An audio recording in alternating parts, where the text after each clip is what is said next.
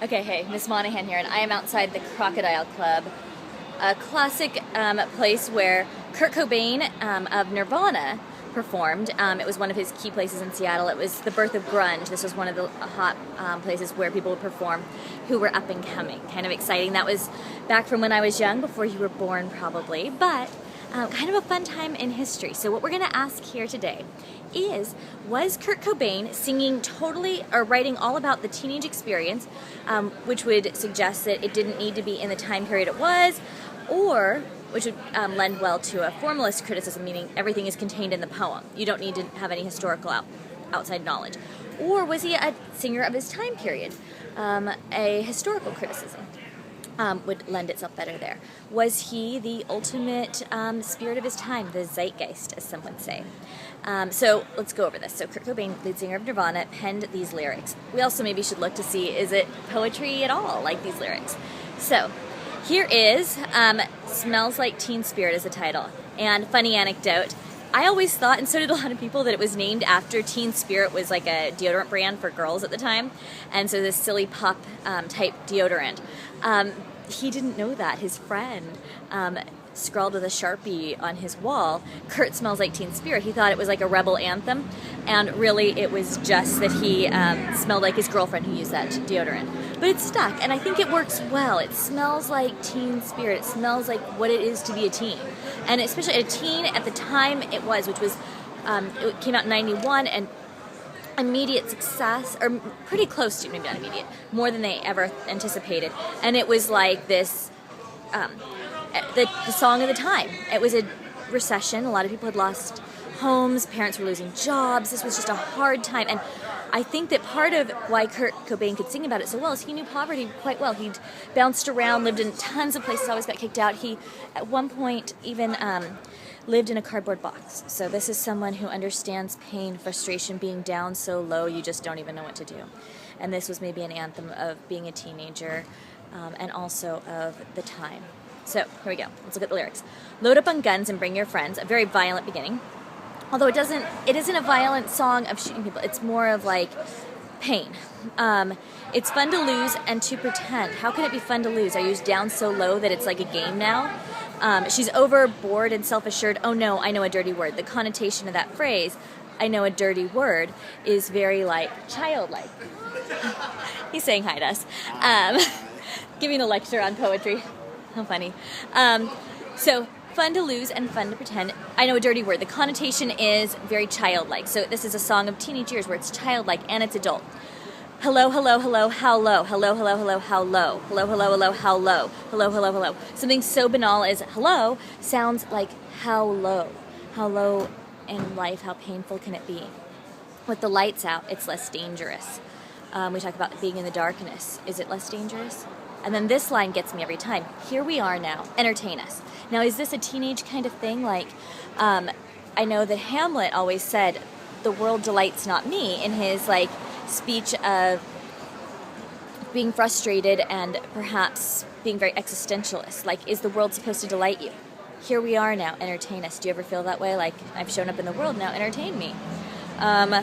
I feel stupid and contagious. Okay, interesting that the we pronoun is plural, but the I feel stupid and contagious. We're all alone maybe in feeling stupid and contagious, but we're not, because everyone else is there too, and maybe we're all feeling stupid and contagious all together. Maybe that's part of this. I'm a mulatto, an albino, a mosquito, my libido. Yeah, hey, yeah. This whole list structure kind of showing just everything, the universality of it's just, ugh. Yeah. I'm worse at what I do best, and for this gift I feel blessed. Our little group has always been and always until the end. So they've got a group. There is this universality. We're all kind of just getting through this together. Man, this world is hard. It's a recession time. It's teenage years where everything is just more challenging and thrown into turmoil.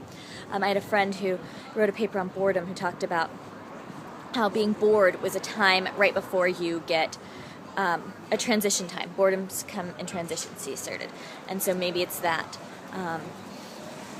The U.S. was having a transition time between like recession to prosperity, but in that time when you're waiting for something to get over, between childhood and adulthood, you just are bored, you're frustrated.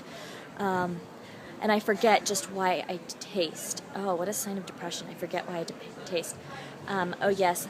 Oh, yeah, I guess it makes me smile. I found it hard. It's hard to find. Oh, well, whatever, never mind. And that's the title of the whole album, Never Mind. Whatever, it doesn't matter anyway. Never mind. And then we get back into the chorus again. And then it ends with the repetition of the phrase, a denial, a denial, a denial, a denial, a denial, a denial, a denial, a denial, a denial. It's like this screaming, a denial. Like, what's being denied, though? That ambiguity, that not knowing what something is, I think really matters here. Because something's being denied. He's being denied. The society's being denied. There is a ton of denial, but we don't know who's doing it in this. A denial. And I think that sometimes the hardest times come when we don't have anything to blame. Like, what's going on here? It's just a denial of some sort. So I think it's an interesting story. Like, is this the story of what it is to be a teenager? Never mind. Forget it. I'm tired. It smells like teen spirit. This is what it is. It's to be bored all the time. Or is this a story of that recession time, of poverty and frustration and losing and just that rage of, I don't know. Or is it a combination of both? And it begs the question, was Kurt Cobain, like, particularly well suited to do this, having just endured his teenage years, which are an endurance, trust me, or was it that he was particularly well suited to do it because he was he'd grown up in poverty and he knew what that pain was, and for the time of recession, for a time of loss, he was a great voice, or a combination of both? Does this stand alone? Does this need the time period?